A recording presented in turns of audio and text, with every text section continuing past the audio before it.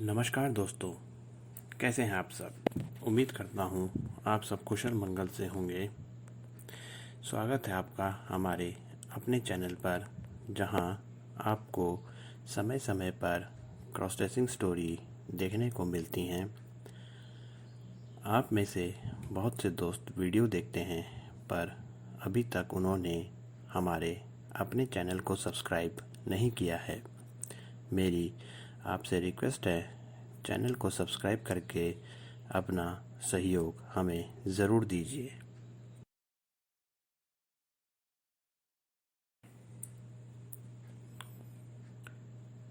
आज की कहानी हमारी काजल की आत्मकथा का चौथा भाग है, जिसका शीर्षक है काजल और अनुज की प्यार की दास्तान।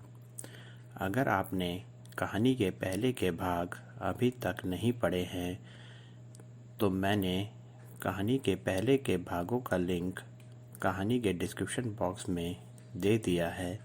आप वहां से कहानी के पहले भाग पढ़ सकते हैं। जैसा कि कहानी के पिछले भाग में आप जान ही चुके हैं कि काजल और उसके दो दोस्त रवि और किशन, जिन्हें अब क्रॉस ड्रेसिंग पसंद आने लगी थी, काजल ने उन्हें रवीना और कविता नाम दे दिया था। काजल, रवीना और कविता साथ में होली से कुछ दिन पहले रवीना के शहर से बाहर वाले मकान में रहने गए और अपनी क्रॉस ड्रेसिंग के हसीन पलों को वहां पूरा किया। तीनों एक साथ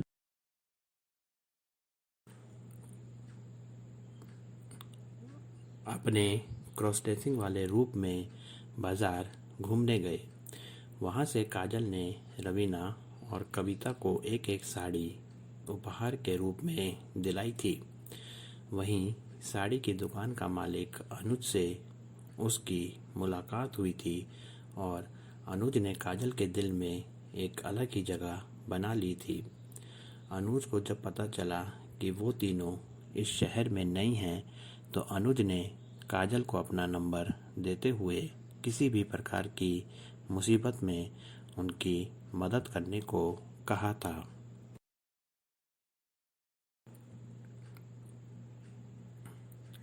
घर वापस आने के बाद से काजल अनुज से बात करने को बेताब थी, पर उसे समझ नहीं आ रहा था कि वह बात कैसे शुरू करे।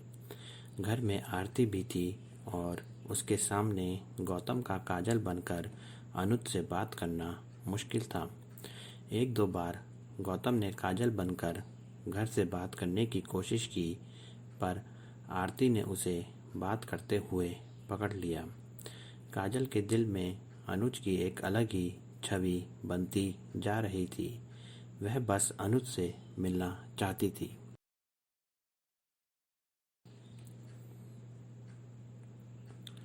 काजल ने रवीना से उसके घर की चाबी ली और अकेले ही वहां चली गई। साड़ियां खरीदने के बहाने से काजल अनुज से मिलने उसकी दुकान पर गई। वहां से काजल ने अपनी पसंद की साड़ियां आरती के लिए खरीदी। आरती और काजल की साड़ियां एक ही बात थी, बस उनका ब्लाउज उनके हिसाब से अलग अलग होता था। अनुज ने काजल से उसकी सहेलियों की खबर पूछी, तो काजल ने बताया कि इस बार वह अकेली यहाँ आई है।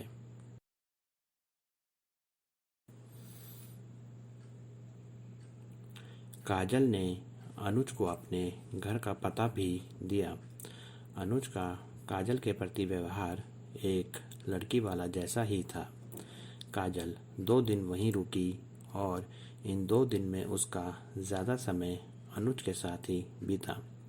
अनुज और काजल में बातचीत का दौर अब चल पड़ा था। एक दूसरे का नंबर दोनों के पास था ही। अब दोनों फ़ोन के ज़रिए सोशल मीडिया पर भी बात करने लगे थे। समय समय पर काजल अनुज से मिलने यहाँ आ जाती थी। दोनों के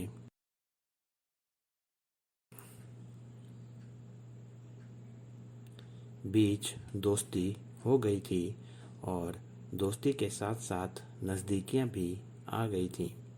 काजल तो अपने दिल की बात सुनकर ऐसा कर रही थी और अनुज भी इस प्यार में अपने कदम धीरे धीरे आगे की ओर बढ़ा रहा था। आरती इस बात से अनजान थी कि गौतम उसके लिए नई नई साड़ियाँ कहाँ से ला रहा था। काजल और अनुज में आपस में बातें बढ़ती ही जा रही थी, जिसके ज़रिए अनुज को पता चला कि काजल को मेकअप की अच्छी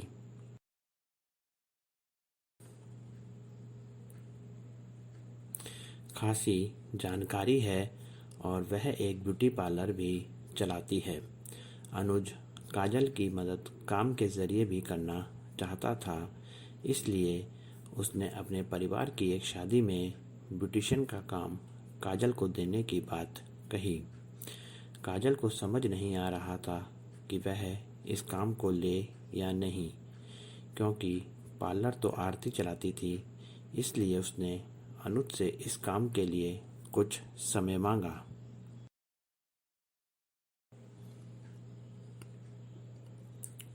गौतम को अब इस काम के लिए आरती को मनाना था।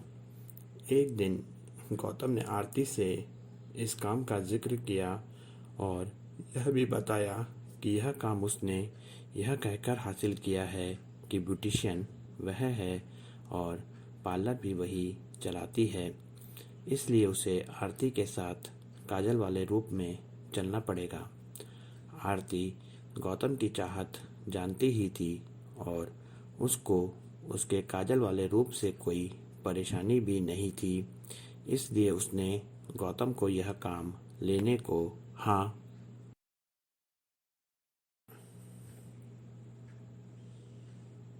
कह दिया और काजल ने अनुज को इस काम के लिए हाँ कह दिया।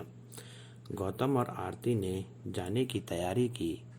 काजल आरती से भी सुंदर दिखना चाहती थी, क्योंकि अनुज के परिवार से मिलने का काजल का यह पहला मौका था और वह इसमें कोई कमी नहीं रखना चाहती थी।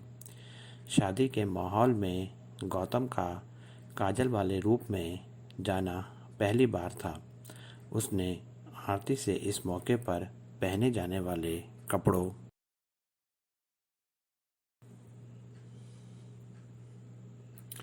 के बारे में राय ली तो आरती ने गौतम को इस मौके पर साड़ी पहनने को कहा। गौतम ने इस मौके पर वह साड़ी पहनने का सोचा जो अनुज ने काजल को दिलाई थी। गौतम ने आरती को अपने लिए नए तरीके का और सबसे सुंदर दिखने वाला ब्लाउज़ सिलने को कहा। गौतम की साड़ी लाल रंग डिज़ाइन से भरी हुई थी, जिसमें काले रंग का ब्लाउज़ था। मौका शादी के माहौल का था, इसलिए गौतम ने अपने हाथ मेहंदी से सजाने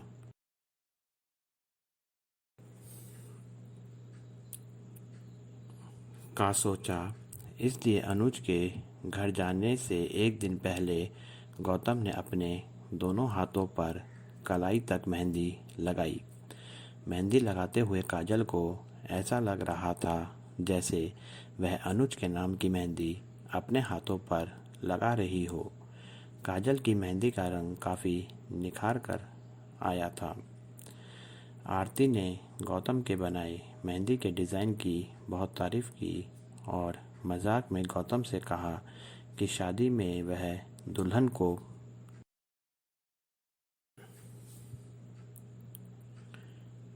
तैयार करने जा रहा है या खुद दुल्हन की जगह लेने वाला है। काजल यह सब सुनकर शर्माने लगी। तय दिन पर आरती और गौतम जाने की तैयारी करने लगे। लाल रंग की साड़ी के साथ काले रंग के ब्लाउज में काजल का रूप निखर कर आ रहा था। उस पर गौतम का खुद का किया मेकअप उसके काजल के रूप को और निखार रहा था। माथे पर बिंदिया, नाक में नथुनी, कानों में झुमके और गले में मोतियों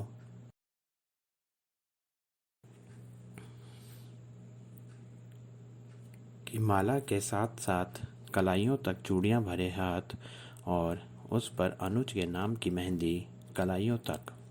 साड़ी पहनने और मेकअप करने में गौतम का हाथ बहुत साफ हो गया था।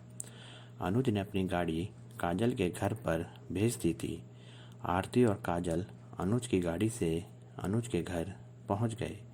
अनुज काजल के रूप को देखता ही रह गया। उसने गौतम के काजल रूप की तारीफ की और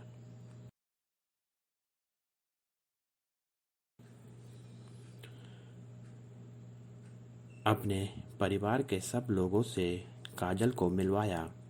अनुज के परिवार से मिलकर काजल को ऐसा लग रहा था जैसे उसने आज अपना पहला कदम अपनी होने वाली ससुराल की तरफ बढ़ाया हो और सब लोग उसके ससुराल की तरफ से हो।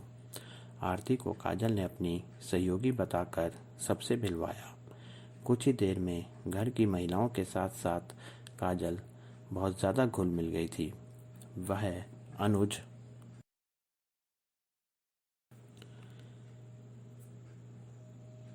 के परिवार का ही एक हिस्सा लग रही थी। काजल ने आरती को अनुज से मिलवाया। उसके द्वारा किए मेकअप और मेहंदी के डिज़ाइन की सब ने तारीफ की थी। अनुज के परिवार से मिलकर काजल बहुत खुश थी। इन सब के साथ साथ काजल के मन में कुछ सवाल भी उठ रहे थे। क्या काजल के मन में उठे सवालों का समाधान आप काजल को दे सकते हैं?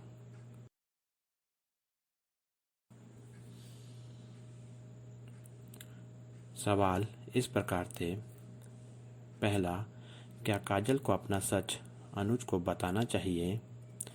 दूसरा, आरती को अनुज के बारे में वह कैसे बताएगी? तीसरा, सच जानने के बाद अनुज क्या काजल को अपनाएगा? चौथा, काजल का आने वाला भविष्य अनुज के साथ कैसा होगा?